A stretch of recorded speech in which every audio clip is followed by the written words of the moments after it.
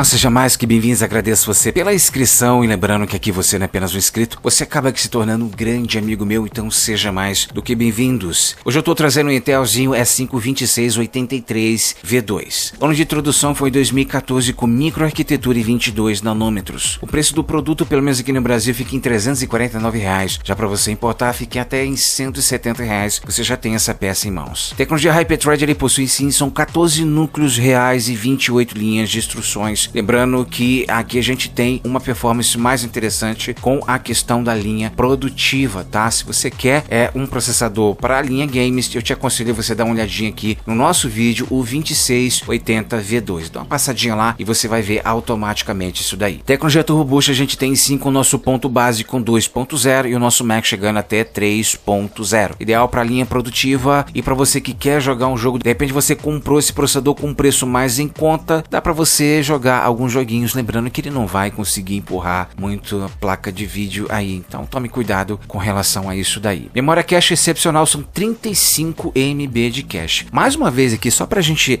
entender basicamente, quanto mais a porcentagem de memória cache, mais fica visível a questão dele da linha produtiva. Você vai ter um processador excelente aqui para trabalho. Controlador de memória, a gente tem um DDR4 trabalhando até 2133 MHz com seu limite máximo de 768 GB. Pela questão de quantidade de memória, não há necessidade. A maioria das placas mães que a gente compra, até mesmo a placa mãe da Wynanze, a gente utiliza no máximo 64 GB. Então não precisa ficar esquentando a cabeça com relação a isso daí não. Com relação à memória, a frequência de memória, a gente já possui aqui o DDR4, então a gente pode utilizar essa frequência bem interessante. Lembrando que é só você fazer as combinações com frequência e latências iguais para você ter uma performance mais aprimorada com relação a jogos e também a linha produtiva. Canais de memória, a gente tem 4 canais, não vamos confundir canais de memória com slotzinhos de memória que tem na sua placa-mãe. Se está perdido com relação a isso, é só você fazer sua inscrição exatamente agora e automaticamente o YouTube já vai te enviar o melhor do conteúdo. Então nada de single chain, dual chain, flex mode ou até mesmo triple chain, depende das condições que a sua placa-mãe pode te oferecer e logicamente isso tem que corresponder à tecnologia incrementada aqui exatamente nesse processador. O socket da placa-mãe do processador, enfim, é o LGA 2011-3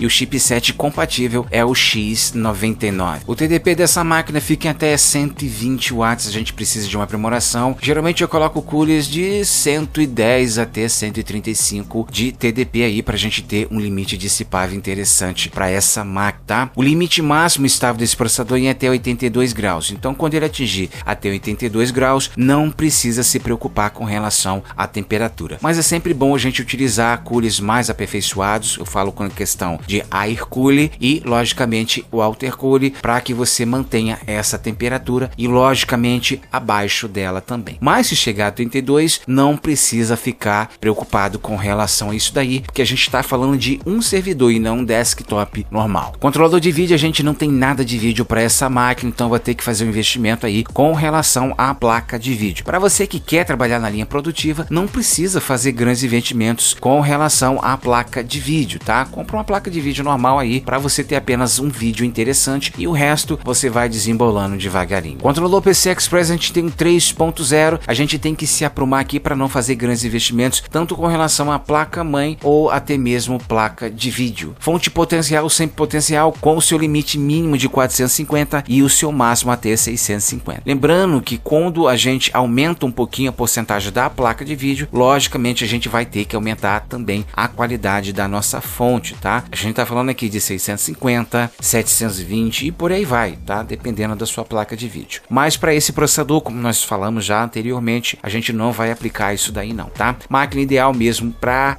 linha produtivas. Paulo, eu comprei ele, dá para poder jogar alguma coisa? Dá para jogar alguma coisa com certeza. Dependendo da combinação da placa de vídeo com o dual chain ou quadri-chain que você for utilizar, são a média de FPS, vou ter entre 60 e 70 FPS aí, você vai conseguir tirar na maioria dos jogos, tá? E para poder finalizar, filtro de linha, sempre não se esqueça nunca disso. Gostou do vídeo? Achou interessante? Vem fazer parte da nossa comunidade. Tudo que você tem que fazer é se inscrever nesse canal, já curta, dá aquela força pro canal, a gente sempre vai estar junto.